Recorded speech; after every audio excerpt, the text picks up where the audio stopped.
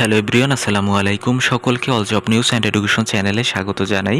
চলে আসলাম নতুন একটি ভিডিও নিয়ে। ভিডিও শুরুর প্রথমে বলে রাখি, যারা আমার চ্যানেলে নতুন দয়া করে আমার চ্যানেলটি সাবস্ক্রাইব করে দিতে ভুলবেন না। যারা ইতিমধ্যে দিয়েছেন তাদেরকে জানাই অসংখ্য ধন্যবাদ। তো আপনারা অনেকেই প্রশ্ন করেছিলেন যে বাংলাদেশ বিদ্যুৎ উন্নয়ন বোর্ডের পরীক্ষা কবে নাগাদ অনুষ্ঠিত হতে পারে, বা পরীক্ষা কি তারিখ কি আদৌ প্রকাশিত হয়েছে কিনা। যদি এক কথায় বলি, এখন পর্যন্ত পরীক্ষার অফিসিয়াল কোনো ডেডলাইন দেওয়া হয়নি। তো আপনারা যেটা শুনতেছেন, বিভিন্ন ইউটিউব চ্যানেল থেকে অথবা ফেসবুক পেজ থেকে বিভিন্ন ধরনের কিন্তু আপডেট ছড়ানো হচ্ছে। তো এটি কিন্তু একেবারে সম্পূর্ণ গুজব বলা যেতে পারে।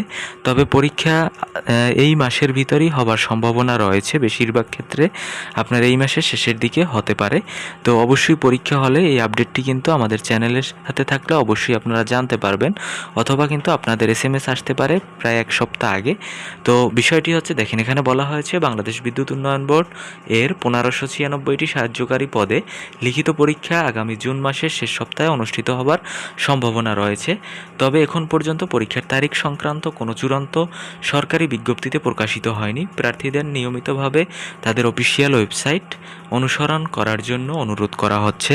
তো অবশ্যই আপনারা কিন্তু যখন একটি পরীক্ষার ডেডলাইন শুনবেন, তখন অবশ্যই কিন্তু তাদের ওয়েবসাইটটি অবশ্যই আপনারা পর্যবেক্ষণ করবেন।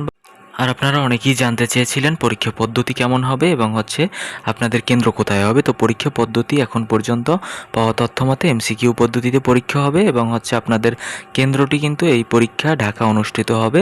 তো অবশ্যই আপনারা ঢাকাতে যাবার প্রস্তুতি গ্রহণ করতে হবে।